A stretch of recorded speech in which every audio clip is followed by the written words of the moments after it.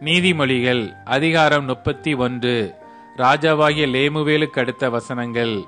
அவன் தாய் அவனுக்கு போதித்த உபதேசமாவது, என் மகனே, என் கற்பத்தின் குமாரனே, என் பொருத்தனைகளின் புத்திரனே, ஸ்திரீகளுக்கு உன் பலனையும் ராஜாக்களை கெடுக்கும் காரியங்களுக்கு உன் வழிகளையும் கொடாதே. திராட்சரசம் குடிப்பது ராஜாக்களுக்கு தகுதியல்ல. லேமுவேலே, அது ராஜாக்களுக்கு தகுதியல்ல.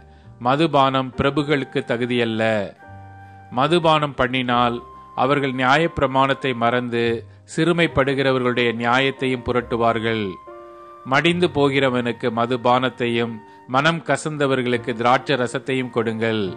அவன் குடித்து தன் குறைவை மறந்து தன் வருத்தத்தை அப்புறம் நினையாதிருக்கட்டும். ஊமையனுக்காகவும் திக்கற்றவர்கள் எல்லாருடைய நியாயத்துக்காகவும் உன் வாயை திற. உன் வாயை திறந்து நீதியாய் நியாயம் தீர்த்து சிறுமையும் எளிமையுமானவனுக்கு நியாயம் செய்.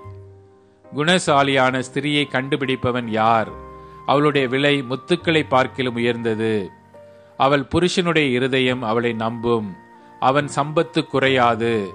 அவள் உயிரோடு இருக்கிற நாளெல்லாம் அவனுக்கு தீமையை அல்ல நன்மையையே செய்கிறாள். ஆட்டு மயிரையும் சணலையும் தேடி தன் கைகளினால் உற்சாகத்தோடு வேலை செய்கிறாள். அவள் வியாபார கப்பல்களைப் போல் இருக்கிறாள். தூரத்தில் இருந்து தன் ஆகாரத்தை கொண்டு வருகிறாள்.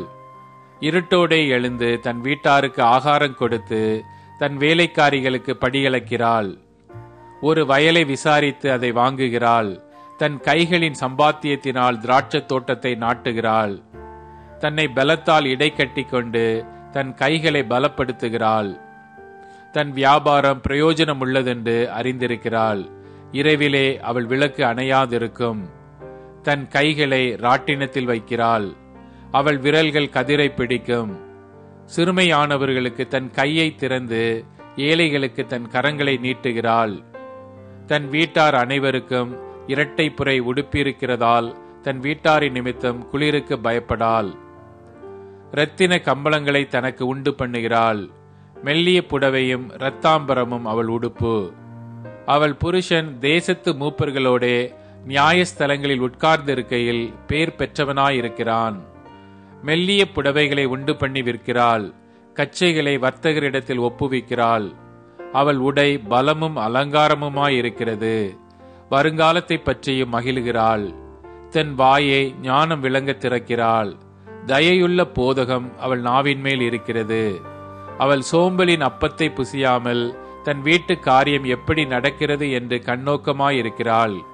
அவள் பிள்ளைகள் எழும்பி அவளை பாக்கியவதி என்கிறார்கள். அவள் புருஷனும் அவளை பார்த்து, அநேகம் பெண்கள் குணசாலிகளாயிருந்ததுண்டு, நீயோ அவர்கள் எல்லாருக்கும் மேற்பட்டவள் என்று அவளை புகழுகிறான். சௌந்தரியம் வஞ்சனையுள்ளது, அழகும் வீண். கர்த்தருக்கு பயப்படுகிற ஸ்திரியே புகழப்படுவாள். அவள் கைகளின் பலனை அவளுக்கு கொடுங்கள். அவளுடைய செய்கைகள் வாசல்களில் அவளை புகழக் கடவது.